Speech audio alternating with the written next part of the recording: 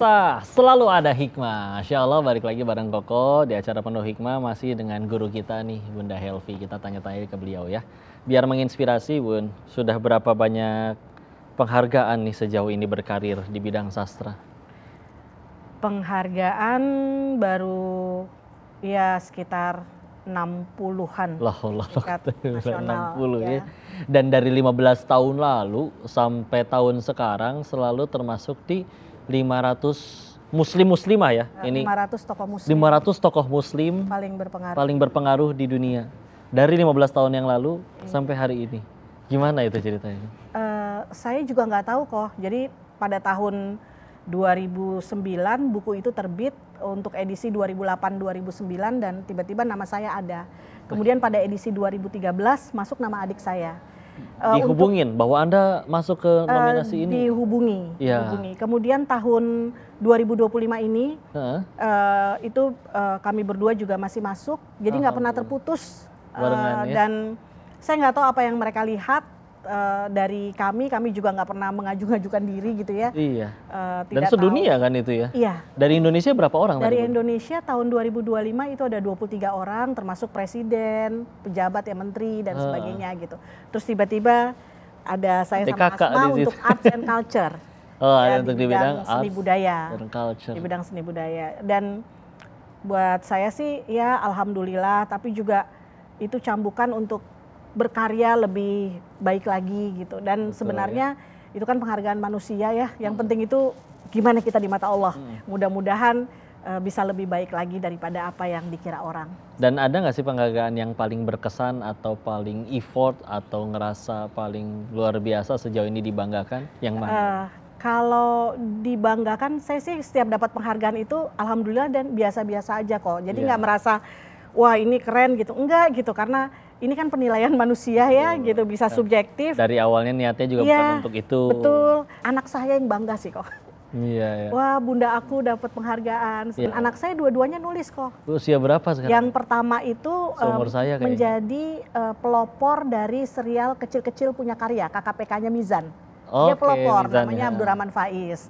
Sekarang usianya sudah 30 tahun dan dia ada di Polandia. Kemudian ada anak saya juga Nadia juga menulis gitu. Jadi memang kami semua menulis karena penting sekali membaca dan menulis bagi seorang muslim dan bagi seorang manusia.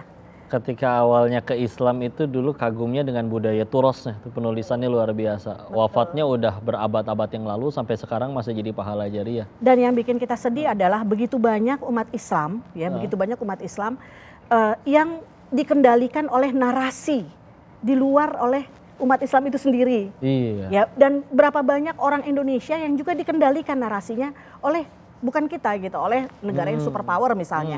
Jadi memang setiap kita harus mengambil peran untuk menulis menurut saya gitu. Paling tidak meningkatkan literasi di rumah lah untuk membaca dan menulis untuk keluarga kita sendiri kalau belum bisa dipublikasikan. Kita bisa mulai lewat status media sosial dan sebagainya kita perbaiki, jangan curhat melulu aja. Iya. Dan kita tahu bahwa dulu penanya seorang ulama penulis itu bahkan bisa lebih tajam daripada yang muncul di medan perang. Nah, perannya sastra ini menurut Bunda sudah sejauh apa nih sampai istilahnya ngebentuk pemuda di luar-luar sana? Betul. Sastra itu memperhalus budi pekerti. Jadi selain agama, bahkan untuk mengajarkan agama bisa melalui sastra. Untuk mengajarkan politik bisa melalui sastra. Bahkan untuk mengajarkan kesehatan, untuk mengajarkan apapun bisa melalui sastra. Jadi sastra ini sangat penting. Kenapa kita mengajarkan anak-anak itu untuk membaca karya sastra? Satu, untuk membuat wawasan mereka terus bertambah. Kedua, itu memperkaya kosakata, akan memperbaiki skill mereka menggunakan bahasa, skill mereka berkomunikasi. Kemudian yang ketiga, memperkaya imajinasi, kreativitas. Keempat, berempati pada orang. Kalau kita baca nih misalnya buku Ketika Mas Gagah Pergi, ini banyak banget orang bilang berubah, saya berubah jadi lebih baik gara-gara baca buku ini gitu ya. Nah, orang berarti bersimpati, berempati kepada tokoh-tokoh yang ada di dalam karya sastra. Jadi dengan membaca karya sastra, kita bisa berempati kepada orang lain. Nah, kalau ini lain lagi ceritanya kok. Jadi promosi nih kok ya. Gak apa-apa, Yang inspirasi nih. Ini gara-garanya adalah saya ulang tahun pernikahan. Saya itu sudah 30 tahun bersama suami. Tapi pada saat ulang tahun pernikahan tiap tahun, saya selalu ingin memberi sesuatu yang berbeda. Apa yang saya lakukan? Saya bikin buku catatan pernikahan. Oke. Ini yang keberapa? Ulang tahun keberapa? Ulang tahun pernikahan ke-13 waktu itu. Jadi ada hal-hal yang penuh hikmah. Kemudian saya tulis seperti cerita tapi berdasarkan kisah nyata kami. Alhamdulillah kok dapat email lebih dari 100 ketika buku ini terbit pertama kali. Tahun 2008 dapat email lebih dari 100, katanya nggak jadi cerai gara-gara baca buku ini.